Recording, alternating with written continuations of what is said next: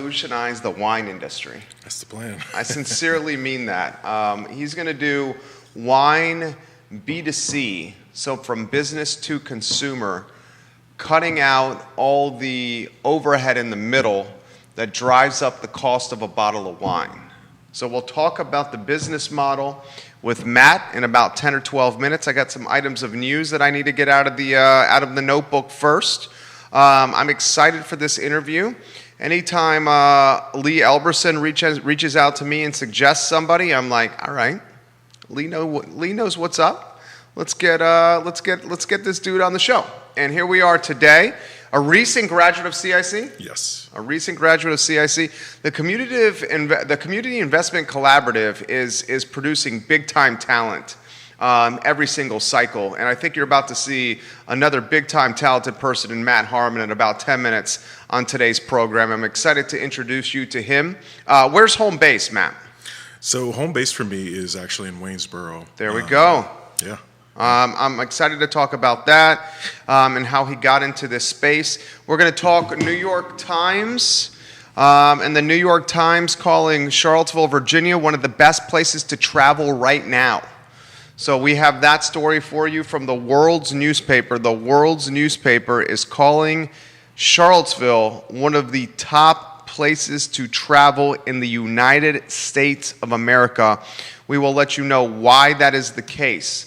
I want to dot the I's and cross the T's on the upzoning conversation we had when it comes to the city and Seaville plans together. This land use map is very much on the tips of everybody's tongue.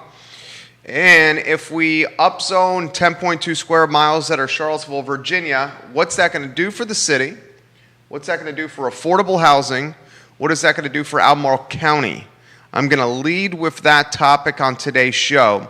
I think you guys should sit back, pour yourself a glass of Harmony wine, and enjoy an hour of this show learning about our community and getting to know a talented CEO, founder, and visionary, and Matt Harmon, a name that I am confident you're going to hear much, much more of in the very near future.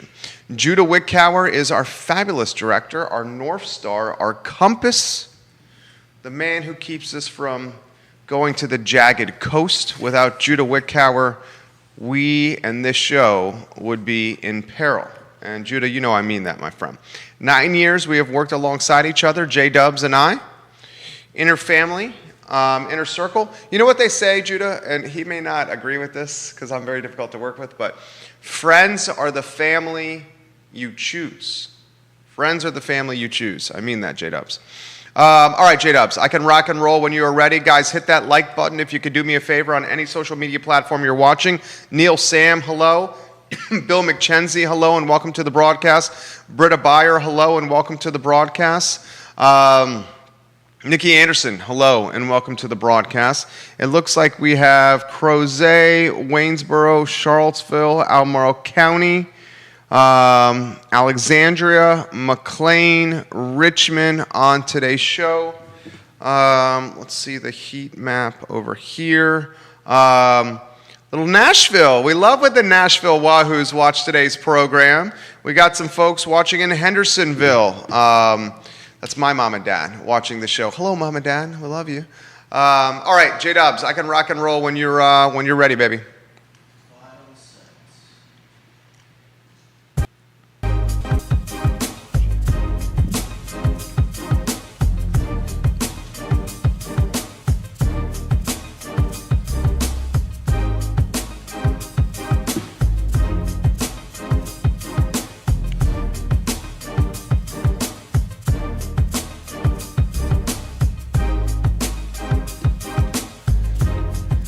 Good Thursday afternoon, guys. My name is Jerry Miller, and welcome to the I Love Seaville show. Thank you kindly for joining us on a glorious and gorgeous day to be above the mud. We are live in Charlottesville, Albemarle County, across the Commonwealth, the world, on the I Love Seaville network. We're presented by the good doctor, Scott Wagner of Scott Wagner Integrated Medicine. Who's got your back? Dr. Wagner has your back. Scott Wagner, Integrated Medicine.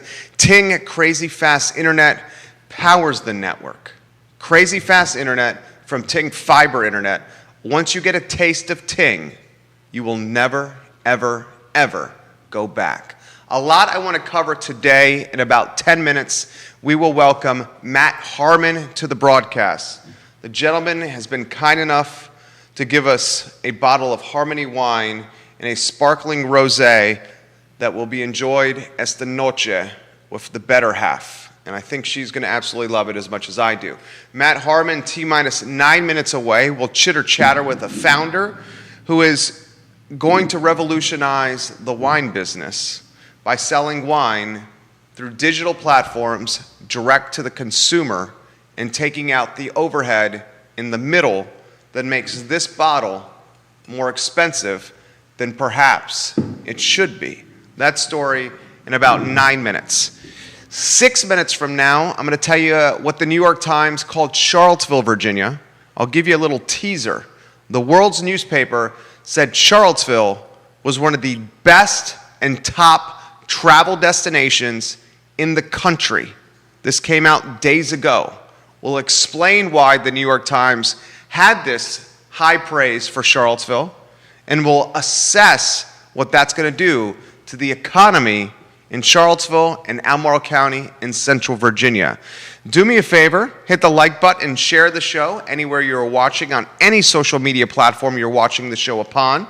I want to start first with the topic that we've covered quite well on today's show, but needs to be even more in the news. We're talking upzoning in the city of Charlottesville. CVille plans together, currently aggregating as much information as possible to present to leadership in the city about creating more zoning opportunities in this 10.2 square mile city we call Charlottesville. Here's the nitty-gritty and very straightforward in layman's terms. If this is approved, and I think it most certainly will, and this is going to be approved by the council that is determined after November's general election. So we have some time before this happens, but not too much time. But if upzoning is approved in the city of Charlottesville, that will give homeowners and developers alike more options with housing stock. A single-family detached home, otherwise zoned R1, could have options. And those options may be a cottage in the backyard, an ADU, auxiliary dwelling unit, in the basement. Heck, you could knock down the single-family detached home and build a duplex, a triplex, or a quadplex. Currently, more than 50% of the housing stock in the city of Charlottesville is zoned R1, meaning it can only have one home on the piece of land. The thinking is, if you increase housing stock supply, right now it's very limited, and because it's very limited, prices are going through the roof. So the thinking is, if you increase the housing stock and you add more supply to the ecosystem, that additional supply could create affordability because you have more homes to choose from. If you go to Walmart and there was only one candy bar on the shelf, that candy bar could pretty much charge whatever the hell that candy bar wanted. But because there's hundreds of candy bars on the shelf, they have to compete against each other. And that competition creates accountability, it creates innovation, and more importantly, it creates price competition. So this is economics. If you change the zoning in Charlottesville and you add more supply to the city, the thinking is this will keep prices a little more in check because it will give buyers more housing stock to choose from, more candy bars to purchase. I want to dig a little deeper than that. And I'm going to ask questions we all should be asking. And before I ask those questions, I want to stipulate this. I am all for men and women, families, individual people having a piece of the American dream And whether we want to admit it or not, an aspect of that American dream is home ownership, the generational wealth that comes with it, the opportunity to stay in one spot, raise your kids, make memories, and keep your mortgage fixed for a 30-year period of time as inflation impacts price points all over the world, increasing the cost of goods. I'm all for that. I think we should ask ourselves, however, the following questions. If we change the zoning in Charlottesville and allow more density in our 10.2 square mile city, will our infrastructure follow suit to accommodate said density? If you 2x, 3x, heck, 4x the supply of housing, what is that going to mean? It's going to mean more people in the city. It's going to mean more people riding public transportation. It's going to mean more children in schools. It's going to mean more vehicles on the roads, more vehicles parked on the streets. These are common sense, and common sense statements. Now, before we change the zoning and create more zoning opportunity, I think it's paramount for leadership to think big picture. Schools and capacity, roads and infrastructure, public transit, and if more people come to the city, can said public transit, who is already struggling right now from a consistency, showing up on time standpoint, they're already struggling right now. What happens if we add thousands of more people on those public transportation lines? These are fair questions. Fair questions.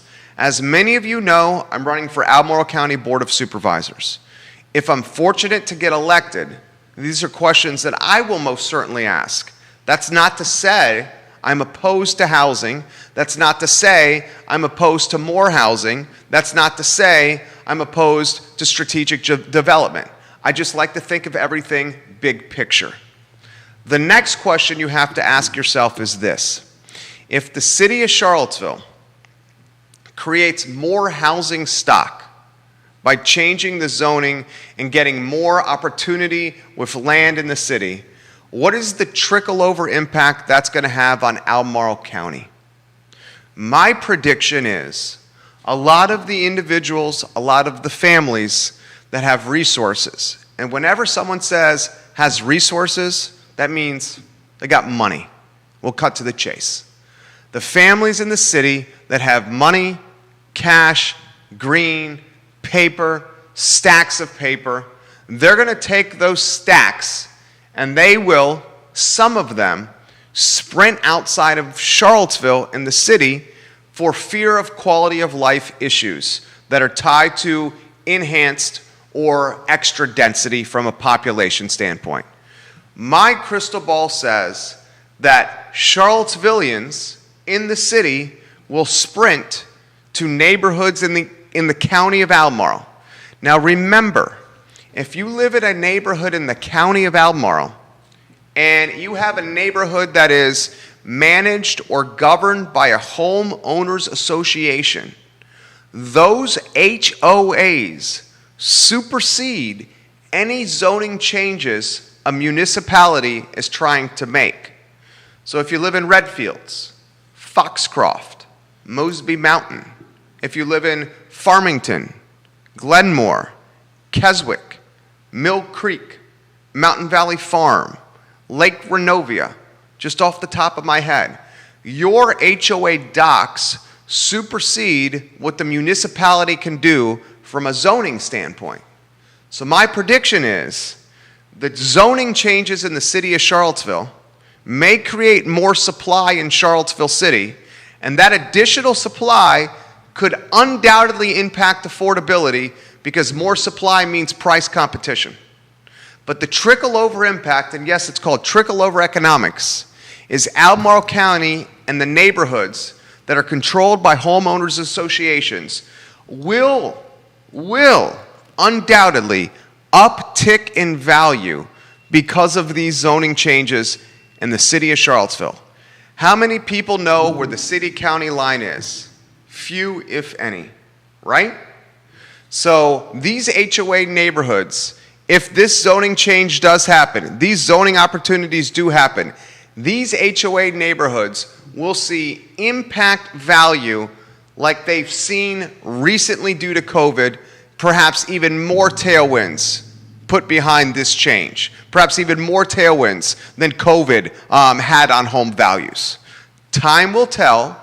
We'll spend more conversation, more intellect and brain power having this chitter chatter with Keith Smith on Real Talk, our real estate show, Tuesdays and Fridays on the I Love Seville network at 10:15 a.m. One more item out of the notebook before we get to a gentleman that I think you're going to love, and Matt Harmon of Harmony Wines. I want to give the New York Times some attention. The New York Times recently, in their print newspaper, more importantly in their digital publication that everyone reads more than print, they called Charlottesville one of the best travel destinations in the country.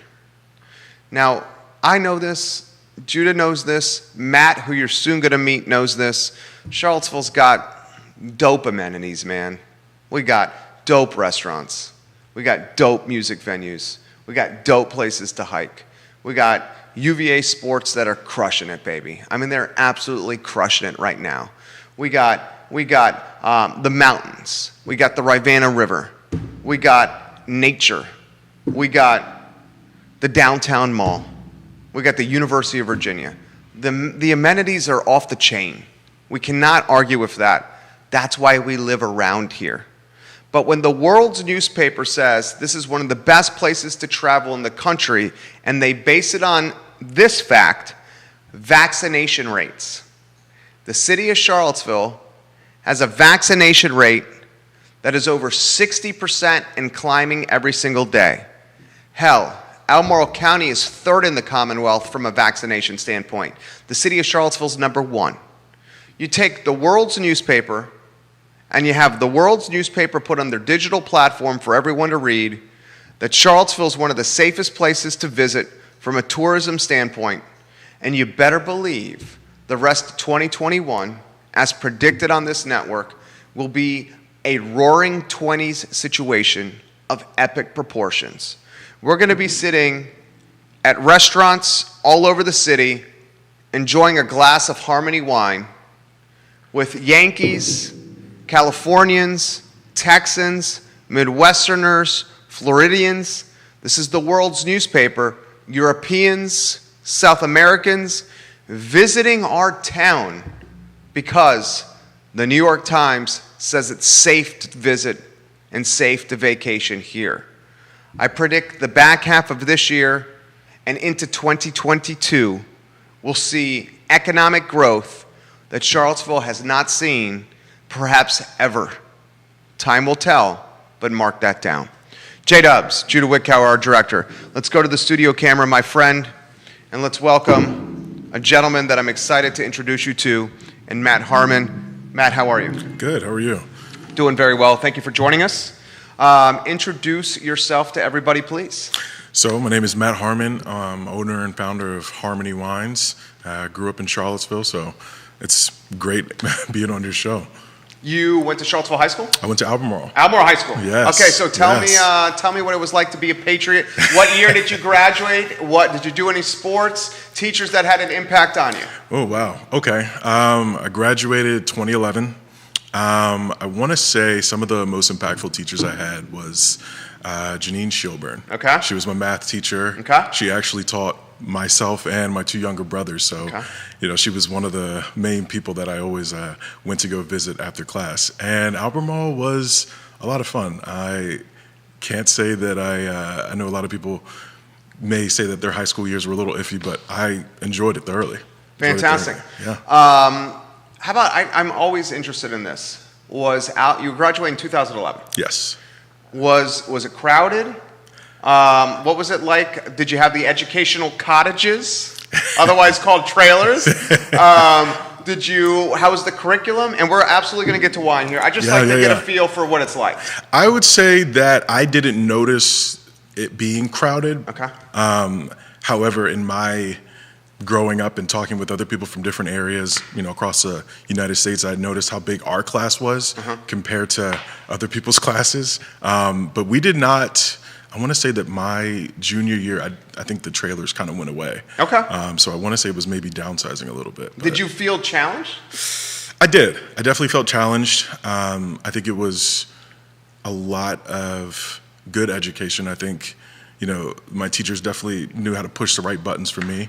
And they probably say I pushed their buttons as well. That's good. But yeah, I thought I had a good group of teachers that definitely pushed the right buttons to get me going. So you graduate from Albemarle. Yes. What transpires after that? And we're going to get to the flip book of you now being an entrepreneur. Yeah. So unlike a lot of people, I jumped straight into the workforce. Went straight to work at UVA and was working for the library and their project of moving all the books out of Alderman into the Ivy Stacks. Nice. So I was a part of that project, and it was good for me, I think, to kind of step away from the schooling, and from there did a lot of traveling. And yeah, that was what I did right after high school.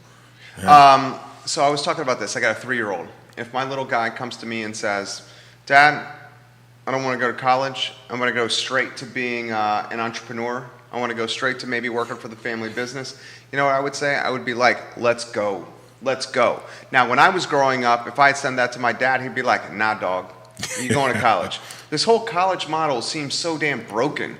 I mean, people coming out 6 figures plus in debt, a debt that they're going to be paying off probably till when their kids maybe think about going to college or not. Walk me through that thinking. For me, I felt as though I knew I wanted to do my own business. Okay. I wasn't sure what that business was going to be. I was the kid that in, first grade, second grade, when they asked you what you want to do, it was football and own my own business. Okay. Now, didn't know what that business was, but for me, I felt like college I wasn't going to gain anything from going, and if I needed to get a degree for something that I wanted to do later on, I always had the option to go back.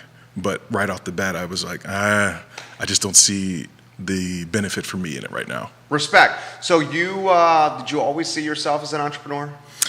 Yeah. I was the kid that was selling candy to the other kids that I did their that. parents wouldn't allow them to have candy. Sure. So. At lunch, you had it in the backpack? Had it in the backpack. And would you mark it up a little bit? Yeah, just a little bit. Yeah, just to mark it up just a little bit so you can buy shoes, clothes, whatever you want, hang out with friends. Yeah, that was me. Did you have an aha moment where you were like, entrepreneurship is what I want to do? Was it the candy or was it something later?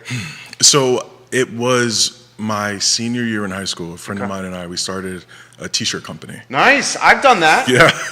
Tell me about that. Yeah, so we started this t-shirt company, and this t-shirt company consisted of just gentlemen's wear. So we started off with t-shirts, and then we started getting into custom bow ties for people. Nice. Yeah. So that was... Is the custom bow tie market big with teenagers? I think so. I think in like the early to mid 2000s, of like that 2009, 2012 area, it was huge. So that was big for us. I mean, that was when I really realized that, I think doing my own thing is definitely something I want to do. What made bow ties boom? Honestly, I can't tell you. I know it was like a bow ties and socks era there for a while. It was, if you had anything that was kind of funky for a bow tie and anything funky for socks, it was like the style. It was definitely the style. So you go from dabbling in entrepreneurship to, with bow ties, with candy, now to wine. Now, I love the idea. So my businesses are very much B2C, business to consumer. This is what your business model is. The wine space, the beverage space, the alcohol space is competitive at, I was going to use profanity. Okay, it's extremely competitive. Very. It's extremely competitive. There's a lot of options. You need bank to get in this space. That's safe to say, right? Yes. That's safe to say here. So explain to me why wine first. So I won't forget this moment because it was very spur of the moment. I was watching I think it was kind of like a documentary on a winery, and I was with some friends, and as the show's going on, they're walking through the vineyards, and I was like, this is after visiting tons of wineries. I was like, I think I could do something like that and change the model a little bit. And my love for wine and wanting to express that with family and friends in a way that they would understand it and get them involved into something that I feel like they would thoroughly enjoy, really motivated and pushed me to do it my way. And that's where my love really just took off. So you would say you are, what's the word for someone who's like super into wine and like all the nuanced aspects of wine? So I'm not a sommelier. Okay. I'm not a sommelier. Okay. I have a couple of friends who are, but they can pick up a note and tell you where it's from just based on smelling, sight, and a small taste. I am not that nuanced, but what I do love about wine is, for me, it is something that it doesn't have to be that nuanced for you to enjoy it. Okay, respect. And I think that's what I really wanted the Harmony wine brand to be. Hence the name Harmony. I wanted to bring that peace and, family and friends aspect to it. Neil Williamson just shared the post. We love you, Neil Williamson. He's watching. He is one of the partners of Well Hung Vineyards. That's watching right now. His brand and his partner's brand has exploded to a restaurant also in Gordonsville. So he's watching because he loves wine as well. So tell me why you love wine. I love beer because I'm a beer guy. It's an opportunity for social, human connection. It's an opportunity. It's a reason to get together. It's a reason to help you relax after a long ass day, right? Yeah, definitely. I mean, just like wind down. How about you with wine? Some of the same reasons that you said. I think the social aspect of being able to sit around with family and friends and have a glass of wine or having it with dinner, and a lot of times it can elevate the conversation or elevate the food. And one of the things that I loved about wine was that whether there was something for everybody. There's people who like vodka, like bourbon, and they'll never do the other. Right. And with wine, there's something on the spectrum for everybody, whether it's sweet, dry, semi-sweet, semi-dry. You can find something that you're probably going to like, and it's a good conversation starter usually. Walk me through the conversation. You're with your friends, and you're getting into the wine game here. Yeah. Were your friends like pinkies up, dude? Pinkies up? What were they? Yeah. No, did they go bow ties to wine? Is that what they said, man? So it's funny because I just had a conversation with a friend of mine. We were on Clubhouse. Okay. And he was telling me, he was like, when you first said you wanted to start wine, he's like, I back you 100%. But he was like, wine? I mean, I saw you doing something, but not wine. And the amount of support I've gotten from not only the Charlottesville area, but friends and family has been really good.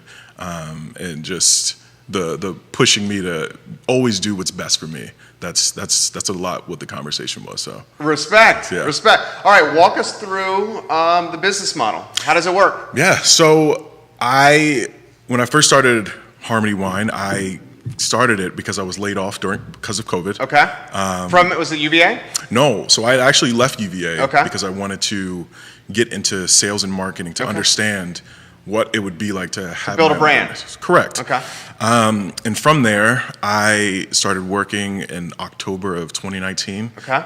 Which tough time. Yeah. Unknowingly. Right. And in March, late March, early April, was laid off. Okay. From there, it became, what do you do? Okay. And I decided to jump in all the way. Okay. And I reached out and found a company in Texas that I work with very closely. And they helped me pick the grapes and the wines that I want. I come up with the label and the types of wines I want, taste them, and slap my label on them. The government has to approve said labels, which is a whole process. Is that pain in the ass?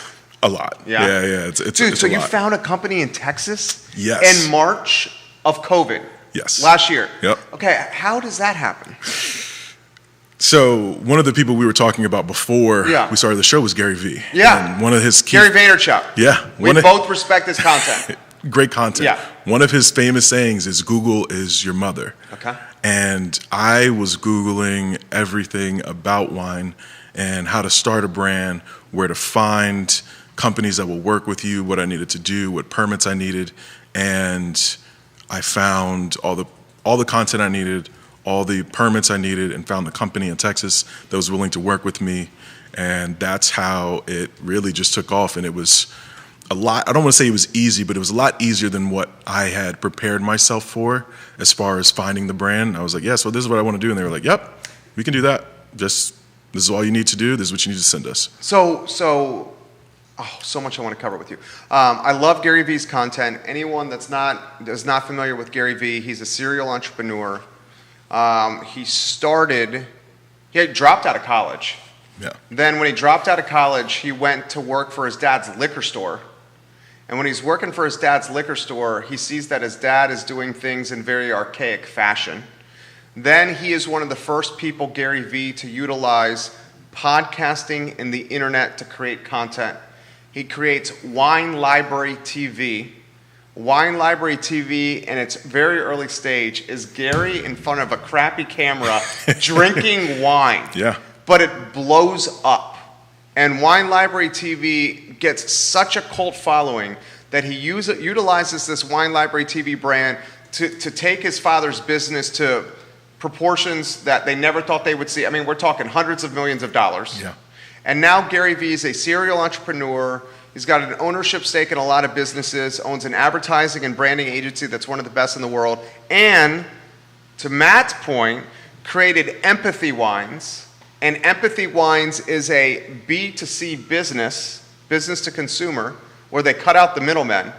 And he exited Empathy Wines after selling it to Constellation Brands at an obscene amount of money. That's what's in store for Matt Harmon's future, an exit to Constellation Brands with Harmony Wine here. We're gonna put it into the universe by speaking it out loud. Yeah. So give me the mechanics here. You got a strategic partner in Texas. Mm-hmm. Then what happens? From there, I create labels. Those labels have to be approved by the government. Why is that? So on each label, it has the government warning, how much alcohol is in there. Okay. And they need to make sure that basically that your fonts are legible, okay, and that everything is able to read, so that nobody's liable for the Surgeon General stuff. Understood. Okay, got it. That process was sped up because COVID. Okay. And usually it takes anywhere from 2 to 3 months. My process was anywhere from, I want to say, 2 to 3 weeks. Okay. And so that's a perk of COVID. That was a perk of COVID for me. From that point, once it gets approved, I send them said labels printed.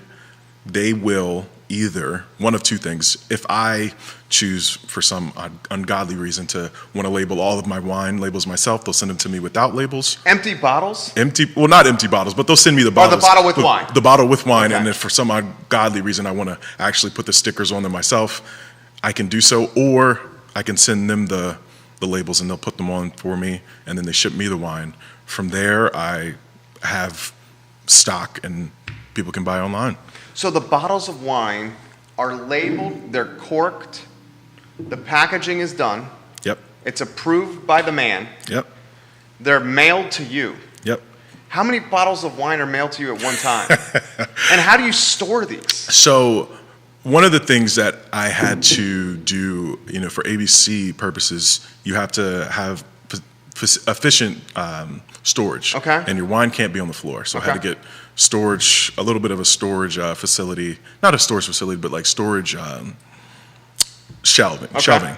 And that wasn't too difficult. You go to Lowe's, you find some storage materials. And does ABC check?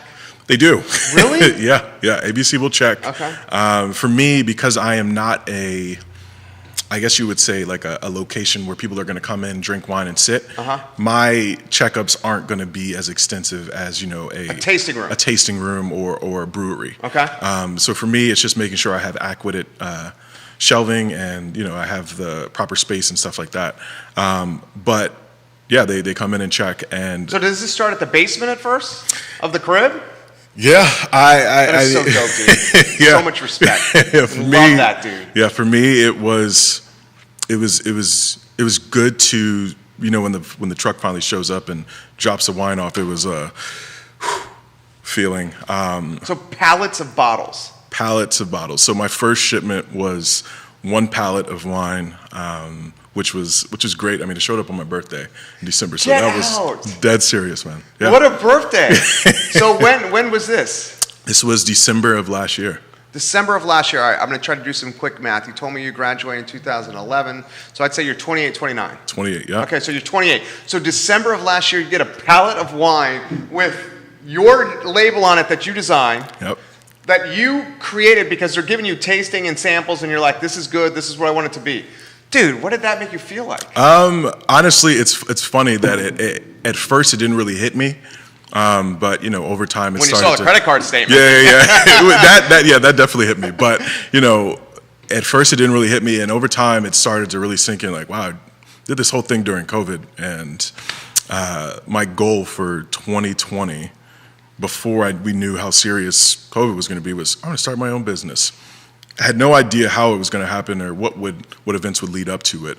But yeah, by the end of it, I looked up and was like, well, I actually did the thing. So that's so much respect for you. It was great. So how do you move a pallet of wine? By hand. Yeah. So I called my brother, and me and him loaded it all up, and we're hustling back and forth inside the house, and one of my neighbors at the time was like, hey man, I get it, I'm in the beverage world, I'll definitely help you load these up and to take them into the house. So it was really nice of him. So yeah. Okay, so how do you sell a pallet of wine? So selling a pallet of wine, one of the good things that I did right before COVID was I had started a podcast called Bad Guy Good Wine. Cool.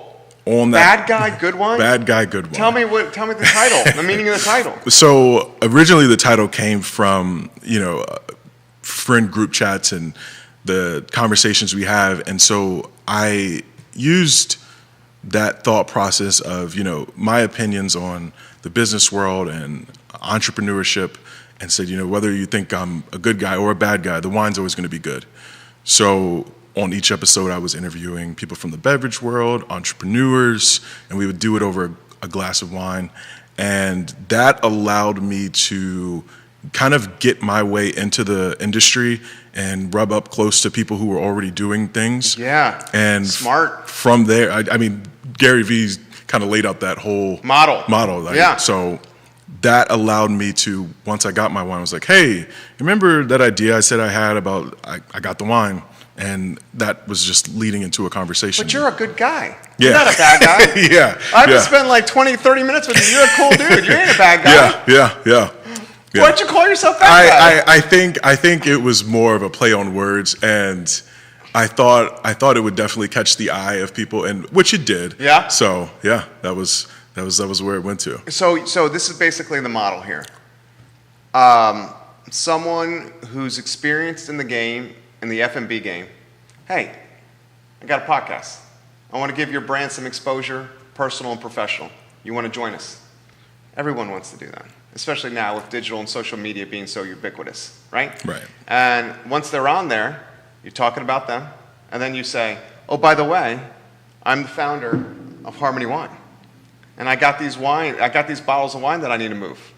And you build the relationship through the podcast, and once the relationship is built through the podcast, and you got some personal equity with them, next thing you do, what about Harmony Wine?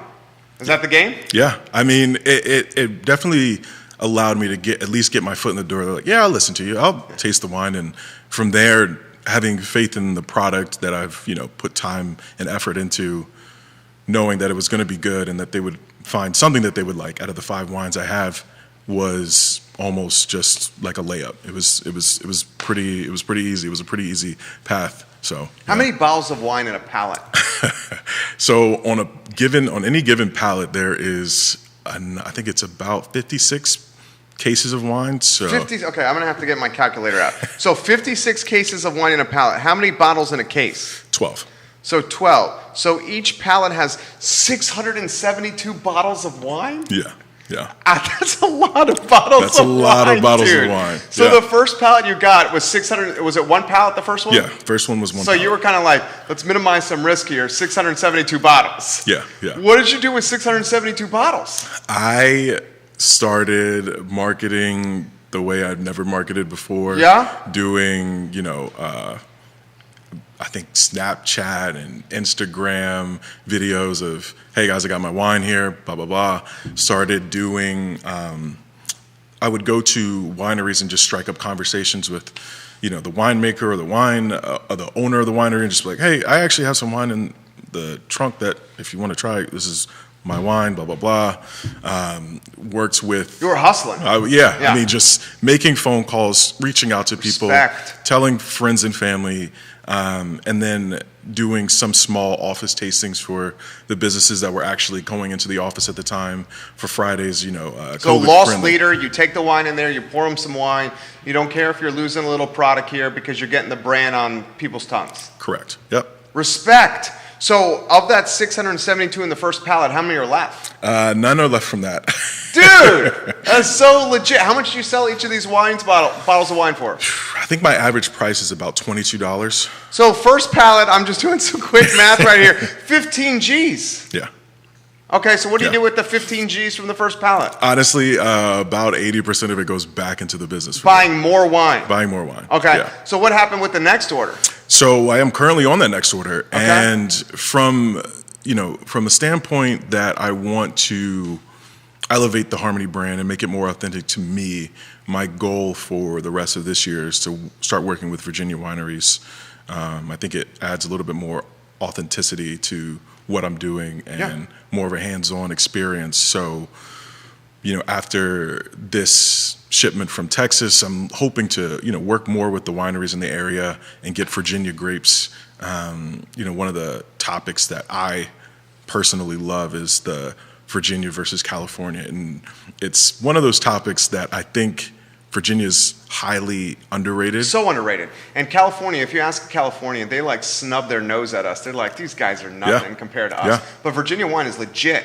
It is. I think one of the things that is underrepresented is that Virginia has different climates.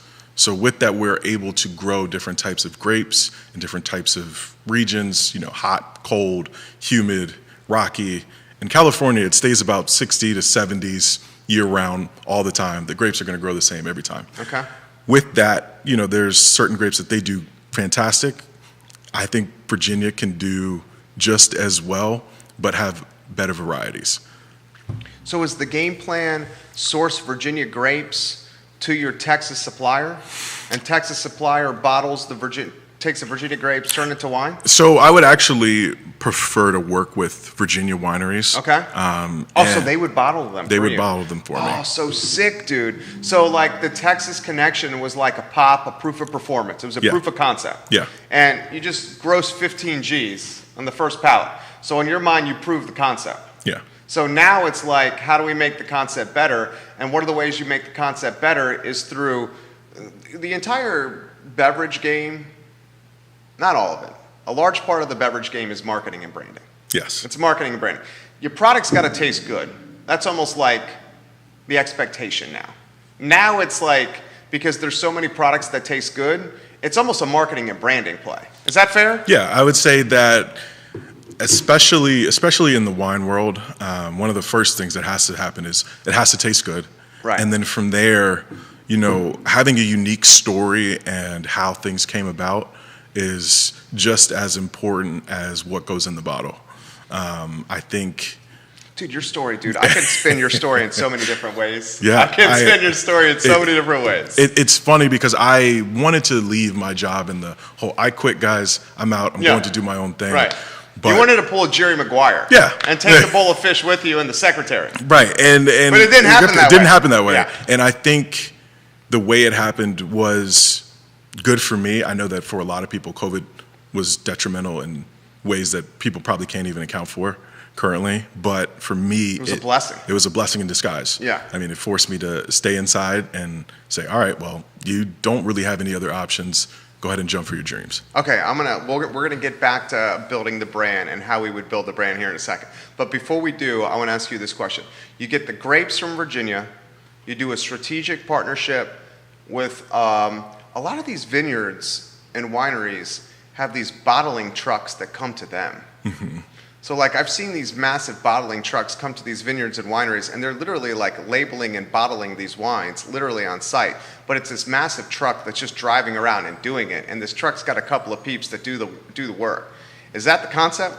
Yeah, I mean, I would love to solely work with Virginia wines, get them to bottle and label and have the grapes grown here in Virginia so that, margins come down. I'm not working with not that Texas hasn't been great, but, working with a winery that's 10, 15, 20 minutes away, I know the owner. You could be on site. Be on site. You could be the same time zone. Right. Yeah. And then also getting the experience of being a part of the process from beginning to end to bottle, from grapes to bottle, I think is something that's unmatched. Okay. So, yeah. So are you selling this online? Yes. You sell it online, and the website is atasteofharmony.com. Yes. Atasteofharmony.com. So I can go to the website. I'm on it right now. You hit the shop function, and on the shop function, I'm seeing a bourbon barrel red wine, 30 bones, a sangria for $20. I'm seeing a peach wine for 20.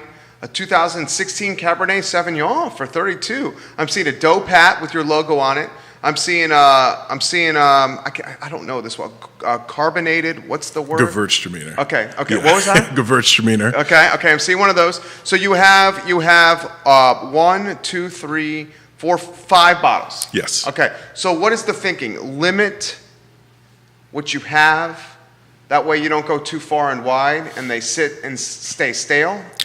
Yeah, what I would like to do is have 4 to 5 wines available at all times, but mainly focus on what Virginia does really well. Which is what? I would say that they do the Petit Verdot really well.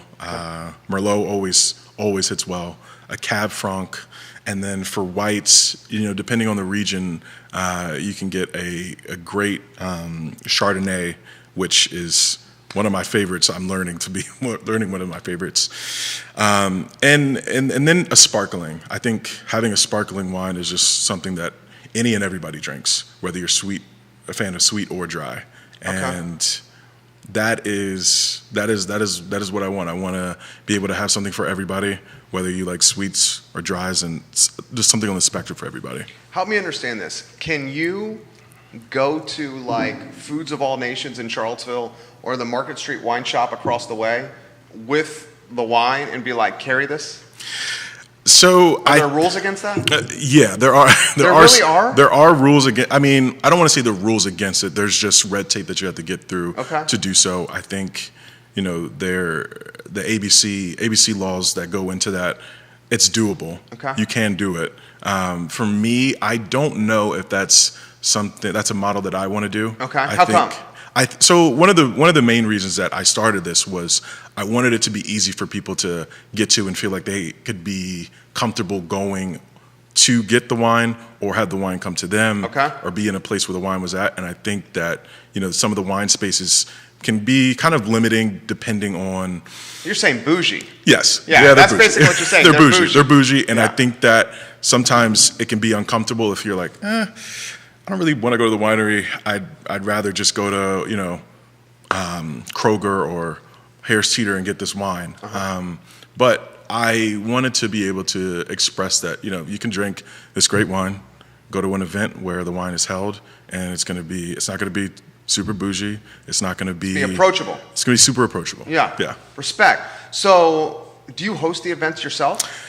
I do. I've only done one small tasting. Tell me about that. That was a lot of fun. So was this in the basement? No. I did this tasting earlier this year. It was for an office space, shared office space over in Stanton, and they had collab space. And so what we did was we set up. She was like, you can set up in the little kitchen area, and we'll do COVID safe, and everybody will be 6 feet apart. And so I set up, and she was like, just come in at 4, and I let everybody know they're usually done. And so it was about 4:45, and I hadn't seen a soul.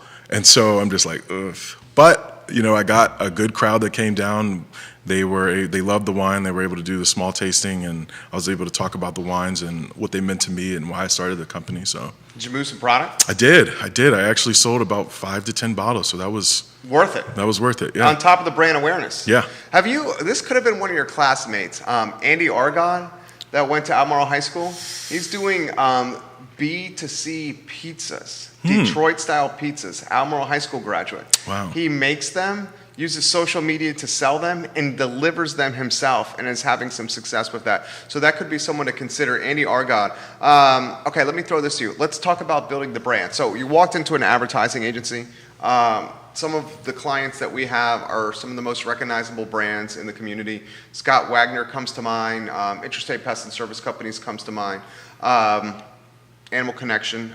So what's the game plan to build a brand? For me, building the brand is doing the pop-up events, doing tastings for small offices, and getting myself in the position to where when people think of what they're going to drink for the evening, it's, Harmony or, tequila or anything. So I want to be recognized with people's first come, first serve choices when they think of drinking. And so doing so requires me to, get on TikTok or get on Instagram, doing the podcast and speaking with others about the brand. And that's been huge for me is the online presence and just not being afraid to hit the little red button on the phone and just be like, hey guys, this is what's going on, blah, blah, blah, blah, blah. And that's a lot harder than people think. It is. Especially in the beginning. Walk me through some trials and tribulations of that, because I know this firsthand. Yeah, I think when I first started doing it. Did you forget to turn the mic on, or was it on mute? For me, the biggest thing that I had to get over was restarting the video. Yeah. It's like, I messed up. It doesn't have to be perfect. It doesn't, and Yeah. so the second you flip over a word or don't say something the way you want to, you keep going because it's more authentic. Yeah, and it's then human. people relate to that more. Right. What they don't relate to is like the Snapchat filter, like someone that looks like a beauty queen on the this, and then you know what I'm saying? 100%. How did you get to that point? Just like practice and figuring it out? So it's funny because I think back to a lot of times where I was on stage and didn't even realize that I was talking to an audience. I hosted my middle school talent show.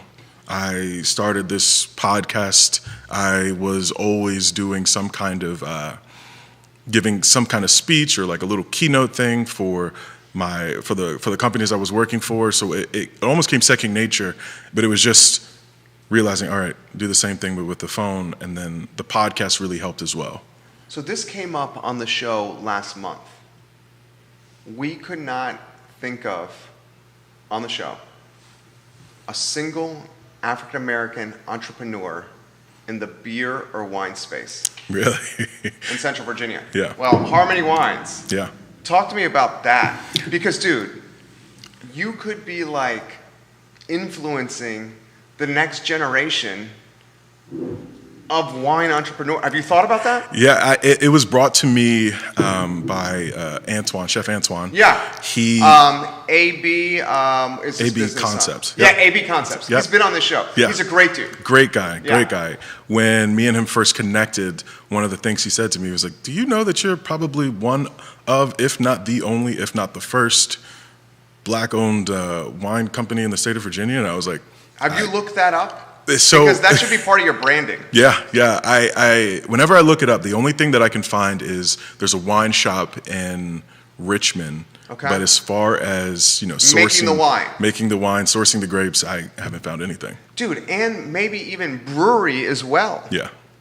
I mean, dude, that's like a leverage point that would get you on like everywhere. Yeah.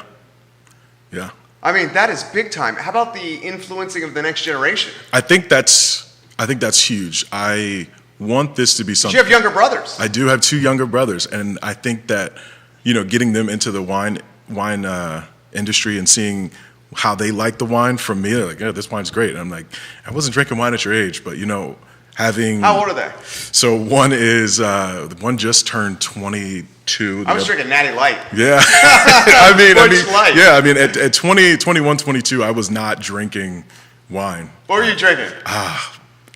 Man, was I? I think it was Smirnoff? Smirnoff for sure. Yeah. Putting the Skittles in the Smirnoff? Yeah, I think I tried that once. Yeah? Yeah, it was definitely Smirnoff and like Bud Lights and stuff like that. What we could afford. Yeah, what you could afford. And for me to be able to show this next generation, like, hey, wine is cool at a young age and it tastes good and it's going to go with a lot of the things you're going to eat. Just as good as buying that cheap bottle of Smirnoff that's probably going to give you a headache the next day. Exactly. Neil Williamson, again, Will Hung Vineyards, he says, I can sell any bottle of wine once. The wine has to be there to sell it twice. Yeah. Talk to me about that. So one of the things that I wanted to make sure that I accounted for when I first started the business was that first rush of customers that was friends, family, and people who first heard about it. They're always going to be, well, I don't want to say always, but they were going to be the first ones to come in, and then, it was going to taper off a little bit. So I wanted to make sure that my marketing and the wine that I had was good enough so that even if they were just buying because family and friends, they were like, oh, this is good. I'm coming back to buy more. And I think that was one of the things that, being an entrepreneur, you have to have tough skin. And a lot of people told me, it was actually good. And I was like, I'm glad to hear that. Yeah, I know, dude. That's kind of an insult, right? And I think it's actually good. It's like, yeah. Is that what you were thinking? It was. I took that as like I wasn't sure that you could do correct. Yeah. And for me, having the tough skin to be able to put up with it is just like, smile and nod and just be like, yep, I'm glad you like it. You want some more? Right. And from there, it really took off for me to see that, oh, people aren't just buying because my name is on it. And if they are, they're coming back because they liked it. Right. And that they'll was buy good. the first one because it's you. Right. But they're not going to buy the second one because it's you. Yeah. And I think that's actually something that, CIC helped me do. One of the questions they ask you is, what's so special about your business? And every entrepreneur's first question is, of course, me. Like, yeah. I'm the one. Right. But you want to make sure that it's not only just you, but it's also your product going along with what he was saying, that, people aren't going to just buy 2, 3, 4 bottles and continuously do so if it's just your name attached to it. We got to highlight the Community Investment Collaborative. We have so many guests on this network from CIC. So please highlight the impact of CIC and who some of the mentors you worked alongside that help. So for me, I thought that CIC was huge. I mean, I found out about them like a week after I got my wine. Okay. Applied in January, get accepted, and my group leader was Emily, and she was phenomenal. She does Emily Prince, and Shannon at CIC is just phenomenal. Some of what they took me from was, because I had just jumped in, no real experience on running a business. I knew kind of what I wanted to do, but no real way of implementing that plan. And what they did was they took a passion to a real business idea and business plan, and that kind of allowed me to see, okay, this is what I want to do for the next 3 months, 6 months, and this is how I line it up, and this is how I make it happen, and all these goals are achievable. I love it. So what are the 3 and 5 year goals? So I would say 3-year goal. I always jump for the moon, but 3-year goal would be to one day open up a wine bar on the downtown mall. I would love to do that. And then 5-year goal. But is that the antithesis of B2C?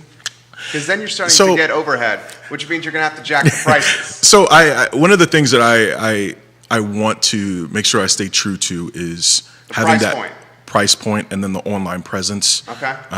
With the wine bar, I think creating the ambiance of a place that feels comfortable and welcoming to drink the wine that I have, I think is also a part of building that brand.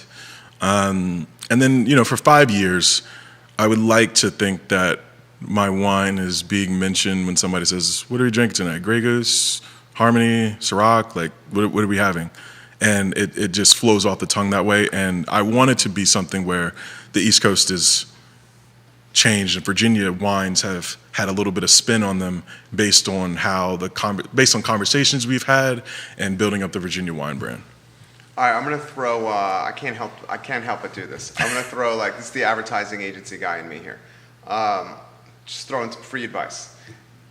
You gotta go super deep with Facebook because Facebook is trending older now, and older is still a key demographic of wine drinkers. Yeah. Consider the boosted post strategy if you're not already doing this. Okay. Boosted posts will amplify the brand so much. Boosted posts he obviously knows, but boosted posts for those that don't know is when you're paying to play to get your call to action message out there on social media. I think the first black-owned wine brand in the Commonwealth, that's like a lead. Yeah. And that'll get you in the front page of every newspaper, 6, 10, 11 o'clock newscast. This is a crazy idea here.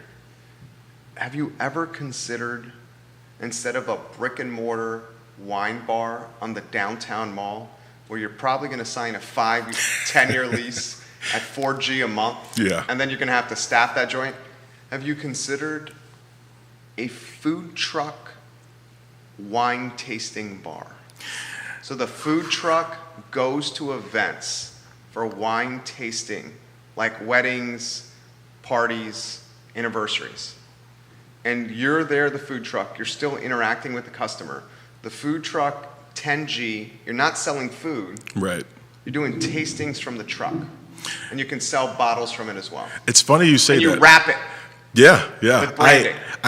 I love that idea. I think my only hurdle at first, the first thing I could think of is the ABC Can the ABC allow that? I don't know. I'm sure that there might be a way to finagle. Is there anybody doing wine tasting from a mobile food truck that does not sell food? And are you tied to the food sales requirements like restaurants are? So I think I would Neil think, Williamson, what is the answer to that? He's watching. Neil Williamson. Yeah. Neil Williamson, you know that's a brilliant idea that's watching right now. I know he's like, Jesus, that guy's brilliant right there. Yeah. Okay, no, he'll tell us there. What do you think? I think you might be tied to some kind of food aspect, Okay. but you may be able to get around it depending on the location that you're pulling up to. If you're pulling up to a brewery or a winery already that has food there or it's catered event, you might be able to get around it, but I'm going to say you probably need some kind of food. But Dude, I a could Harmony be wrong. wine truck that had a window that opened, it had a ledge where like the whole part of the side of the truck opens.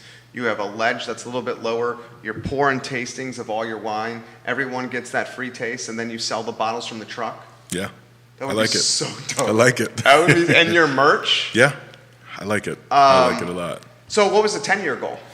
10-year goal. To be Kendall Jackson? I think for me, it's not just the wine. I would love to dabble as well in bourbon or tequila and really build Harmony into a alcohol and spirits brand. Oh. Yeah. So you want Harmony to be a portfolio of brands? Yeah, I think that would be the 10-year goal for me. Neil Williamson says, it is a great idea. It may be tied to food sales and location specific. And then he says, the C in ABC stands for control. I like that, Neil Williamson. He's the well-hung guy. That could be a good contact. It's funny. I know I messaged him on Instagram not too long ago, and I needed to reach back out and connect. So Neil Williamson, you're on Instagram? I would never have guessed that, Neil Williamson. All right, so what's the advice, dude? You're such a pleasant interview, so easy to talk to. We've gone an hour and change here, and that's a testament to you. So how about this? What is the message that you would offer to the next generation of entrepreneurs, not just in the wine space, but folks that are saying, bypass college to go business for themselves, hell, even trade school. yeah. I mean, you got some plumbers and electricians that are making 6 figures. Yeah. And they got no student debt. Yeah. I mean, I got some friends right now that are like, I'm in my upper 30s here, that are still balls deep in debt. Yeah. You know what I'm saying? And like these guys, literally it's going to be into their 50s till their student debt is paid off. So what is the message you say to someone that wants to A, be a business owner, entrepreneur, and B, bypass college? I would say you have to have very thick skin. Having the ability to tune people out well said. was huge for me. when you start your business, inevitably there's going to be people that are saying, this doesn't sound like a great idea, and they're going to give you every reason under the sun. And a lot of that can be their projections of what you can and cannot do. Of what you can and cannot do is actually them, what they can and cannot do. They're projecting themselves onto you. Right. And one of my favorite lines is, don't put that evil on me, Ricky Bobby. Yeah, so don't put that evil on me, Ricky Bobby. I think having that thick skin will definitely help people. And it sounds very simple, but it's one of the things that was very instrumental in me doing my own thing. And just going for it. Respect. 13 years ago, my business is turned 13 May 31st. Oh, wow. 13 years ago, I started this business in a recession in a condo that if my two buddies hadn't have moved into the 2 extra rooms, I would have defaulted on the mortgage. Before launching the business, I was doing sports radio, 12 ESPN affiliates, 2 TV shows on NBC 29, and writing for the newspaper Daily Progress. And I walk into the condo, and my mom and dad are there, surprisingly. My girlfriend at the time, who's ex-girlfriend, she was the wrong gal, and 3 or 4 of my homies were in there, and they basically did an entrepreneurial intervention saying, this is the stupidest idea you ever have. Wow. You're making some bank right now, don't do this. Yeah. And then that just only motivated me even more to go down harder and make it work. Yeah, yeah. Did you have anything like that? Yeah, I did actually. And who was it? Was it someone close, inner circle? So we went to dinner. It was like a family function. We went to dinner, and I had been pushing the entrepreneur thing, but hadn't jumped in yet. And I was like, yeah, I kind of want to get away from working for the man. And they're like, yeah, you could be begging the man for a job back. And I was like, and everybody's laughing. And I was like, okay. And so, you want to say who it was? It was uncles, mom, dad, brothers. Oh, so it's everybody. And so I don't remember exactly who was laughing, but there was enough people laughing that I was like, okay. All right. And so, I get my wine, and one of the best feelings was to send the text to the family group chat and say, I guess the man just ordered some wine. And so, having the ability to take that moment and be like, okay, yes, people are going to want to support you. Yes, they want to see you do well. But at the end of the day, it's always going to be back on you. Always be back on you to do what you want. Dude, you just gave me goosebumps. I swear to God, you gave me goosebumps. Anything I can do, Judah, let's take some photos of this and get it up on our Instagram. Let's get it up on our Facebook and Twitter, and let's link and tag to his pages with the photos we have. Please, please, please. Anything I can do. How about the back to black here? Yeah. So that was actually one of the people I had on my podcast, Okay. AJ. She started Back to Black this past year, and she's in DC, and they were doing pop-ups for their specialty cocktails, which was, they're fantastic. These are some of the best bartenders in the city, and they did pop-ups all over the city for different events, and I partnered with them specifically on this sparkling rosé. I remember taking it up to her, and she was just like, all right, yeah, and she was like, oh, we love this. We're doing this deal today. I need a case. Nice. Yeah, so that was my first deal, and this was your first deal? That was my first deal. Respect. God damn. Dude, Yeah. You're going to kill it. Yeah. I love everything you stand for, man. I sincerely mean that. Anything you stand for, anything you need, happy to help. Yeah. Lee Elberson, you were right. Thank you for making this interview a reality with the introduction, Lee Elberson.